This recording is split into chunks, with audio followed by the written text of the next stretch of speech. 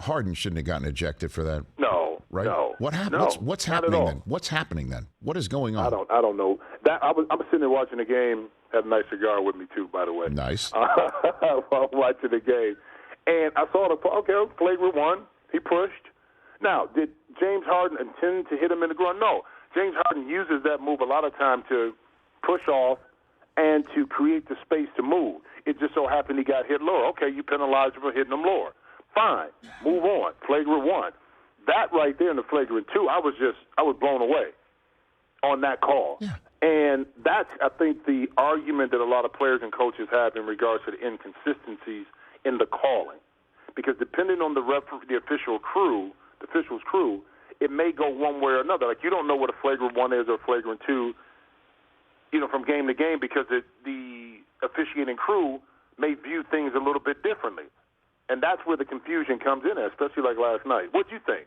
I thought first of all, why are we ejecting players like in the NBA playoffs like that? I don't know. Draymond's stomp, I can see. I don't understand the 1-game suspension after it as well.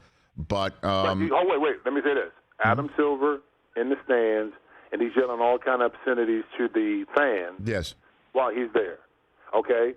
So, and to remember, on his podcast last year, and I love Draymond. I covered him since he was a freshman at Michigan State. Mm-hmm. This is my guy. But there's consequences to your action. Remember last year he said on his podcast about the officials, they don't come to see you, they come to see us.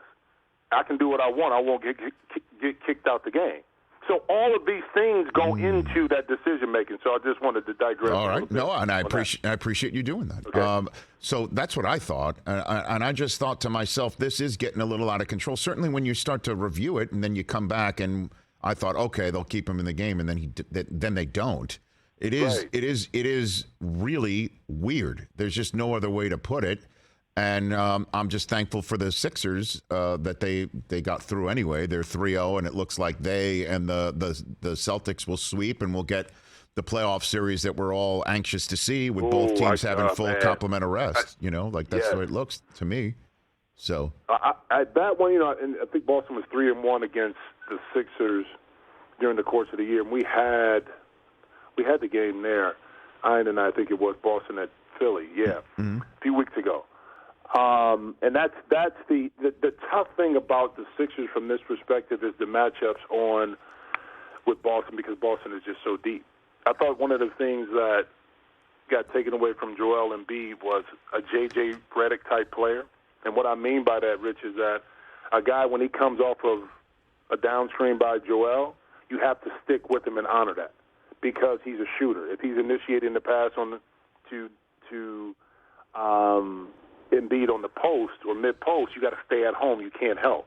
They really don't have that type of player, that knockdown shooter or a guy that can come off of screens. And I think that took away from the two-man game, downstream, switching opportunities that type of player can bring to the table for Philly that makes them more effective offensively. Catch the Rich Eisen Show every single day on the Roku channel, 12 to 3 Eastern, for free.